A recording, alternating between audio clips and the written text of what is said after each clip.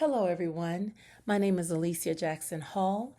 I am a middle and high school special education teacher in an alternative setting in Southeast Georgia. I am also a Tier 1 Ed Leadership student at Georgia Southern University, and I am so proud to announce that I am in my third and final semester in this wonderful program. But today I'm going to talk to you about the Learning Forward Standard.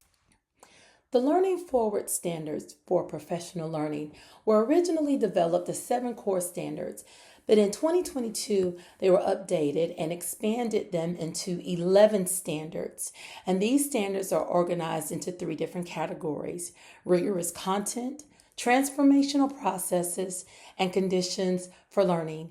And what I appreciate most about this framework and how it is designed now is that it's no longer just a list of what good professional development looks like, but instead it serves as a roadmap for educators, for coaches, and leaders to show how we are to plan, how to implement and measure professional learning in real practice, how we are able to apply it into our classrooms.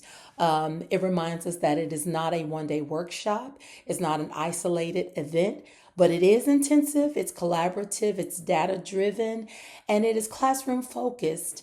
And it is ultimately designed to help improve teaching that ultimately improves student achievement. So let's take a look at Standard 1. Standard 1 is learning practices. This says that professional learning results in excellent outcomes when educators understand students and create meaningful learning experiences. In other words, we need to know our students before we just jump into teaching them. We need to understand the whole child. I remember one time that was a phrase that was so popular in the education system, that we need to teach to the whole child. Well, we still need to teach to the whole child.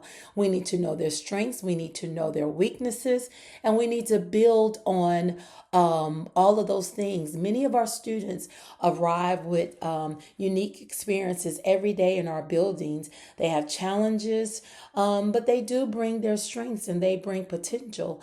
And we are to, as leaders, we are to help create a culture where our staff is able to build on those relationships, personalize learning, and work collaborative, not just with our students, but with teachers, other teachers in the building, as well as the families, so that we can support the whole child, so we can build on their strengths, present to them personalized instruction, and of course, strengthen that relationship and collaborate, which does ultimately build on student success.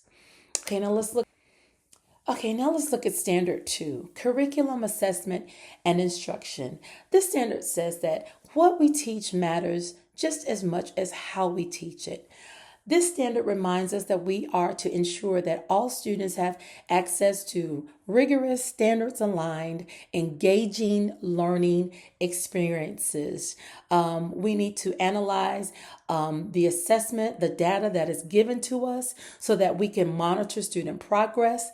And most important, sometimes that data tells us that we need to adjust our teaching so that we can support student growth.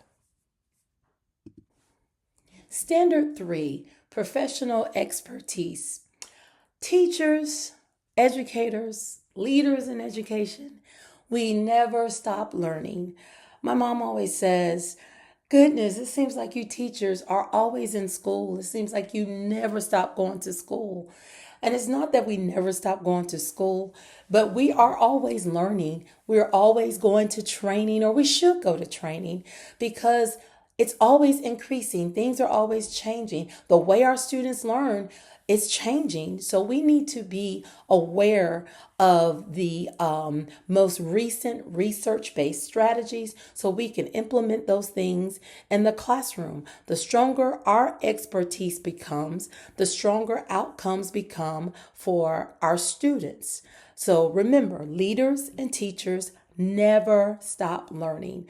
Professional learning strengthens educators' effectiveness through research, through continuous growth, and aligned practice. Standard 4, are learning drivers. Professional learning improves outcomes when educators reflect. We got to pause sometimes and just look back on what we're doing. We got to collaborate more. We got to come out of our classrooms, and we have to take the time to talk to our peers. And we've got to prioritize learning for all of our students, okay? We have to balance. So what does this mean? What does it look like? It means that we have to focus decisions on learning, not just assumptions. We got to look at the actual, again, we got to look at the data. Professional learning starts with identifying the actual needs of our students and challenging personal beliefs. The way we think about students often shapes the opportunities that we create for them. We got to reflect on their beliefs. We got to value collaboration. We got to prioritize the learning needs of our students. And again, use that data to reflect and remove any barriers that will prevent our students from achieving academic success. Now let's look at Standard 5, evidence. Professional learning improves outcomes when decisions are guided by data. I like every word that is connected to this standard. It says data should tell the story. It does. And we have to learn how to interpret, how to understand that story. We are to build a culture of evidence-based decision making. When you have the evidence in front of you and when you make your decisions based on the data, I think it makes learning so much easier for the student. It makes planning so much easier for the teacher when you base things off of the data that is at hand. We need to use research and multiple sources of evidence to guide our learning, to guide our instructional decisions. We need to apply this evidence to refine our strategies, and the outcome will be much better for student learning. It will strengthen the future learning efforts of our students, and it will definitely enhance student performance. Standard 6 says, learning designs. Professional learning improves outcome when learning is intentional. Learning is intentional, research-based, and designed for meaningful growth. And this means that professional learning should feel good. It should feel the way good teaching feels. I like that. One thing we need to always keep at the forefront is that we need to establish clear, data-informed goals that align with educator needs, student outcomes, and the priorities of our school. Okay, we need to make sure that we implement learning that leads to sustained change, change that is going to encourage continuous improvement over time, that's going to provide ongoing opportunities for feedback in our classrooms with our students to make sure that learning is interactive, to make sure it's meaningful, and it is connected to daily practices. Let's move on to Standard 7, implementation. Great ideas only matter if they actually happen. You got to implement it. You got to focus on carrying out the changes that are effective and that will sustain over time.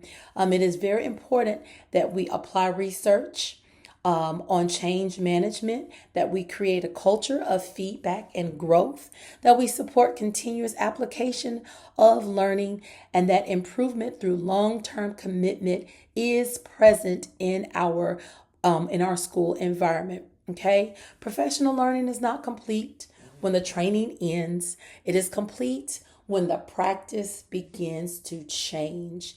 That is what we have to focus on when we are looking at the implementation of learning practices and different strategies. Standard 8 is resources. Professional learning improves outcome when resources are intentionally allocated, prioritized, and monitored for impact. And what this means is that leadership leadership priorities are visible through how resources are invested. That is so important to make sure we are investing things in the most appropriate way for our school. We need to ask the questions: are these resources aligned with student needs? Are the resources protecting time for teacher growth? Are they investing in measurable impact? Are we using what we already have effectively? Okay, so resources is definitely one of the standards that we need to focus on heavily in our learning environment.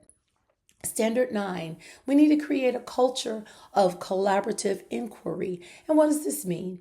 It means that school improvement becomes sustainable when responsibility shifts from my students to our students. We improve together.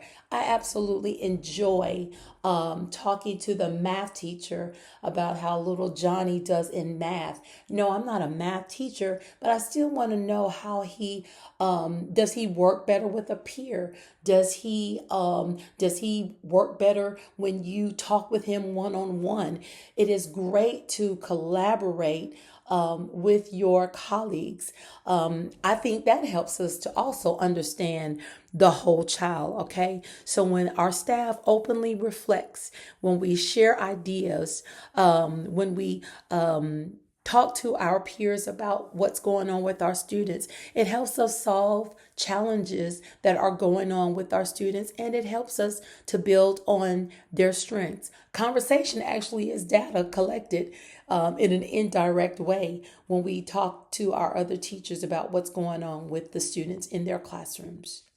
Standard 10, and we're almost there: leadership. Professional learning improves outcomes when leaders create a shared vision. It is so important for leaders to share that shared vision. And I have learned this while I've been on this journey to leadership, that it is so much easier to get things from teachers when the vision is shared. Okay. When we create the conditions for success, the entire learning environment benefits from that. As leaders, we establish the vision, we build a capacity, and we advocate for professional learning. And we do that by establishing the vision, by sustaining support to our teachers, by aligning actions and resources with the vision, and by advocating for professional learning through evidence. Okay. And then our final standard, Standard 11, learning foundations. Professional learning improves outcomes when educators establish expectations for continuous learning. When we as leaders, when we show that it is important that we continue the learning, that we continue the growth, that we continue to build on, I think that's when the whole culture and climate of professional learning development changes. And it no longer is just a meeting, it's just an event that I'm signing up to go to, but everyone understands that it is ongoing. When the expectations are clear, everyone learns. When we ensure that our teachers are going to be supported by leadership, the learning continues and student success benefit, and it definitely enhances. So, our closing thoughts, our takeaways. Across all 11 standards, the one consistent idea that stands out is that professional learning is not separate from school improvement, it is the engine that drives it. The second takeaway is that when educators are supported with strong curriculum, meaningful collaboration, student success becomes the outcome we design for, not the one that we hope for. And finally, educators growing together means that students are not only supported, they are transformed. I hope you got something from my presentation. My apologies for my voice if it's going in and out. I've just gotten over a sinus infection as well as bronchitis, and my voice is just not what it should be. But The professional learning standards are definitely important for all of us as educators, and I hope that this presentation helped you in some way.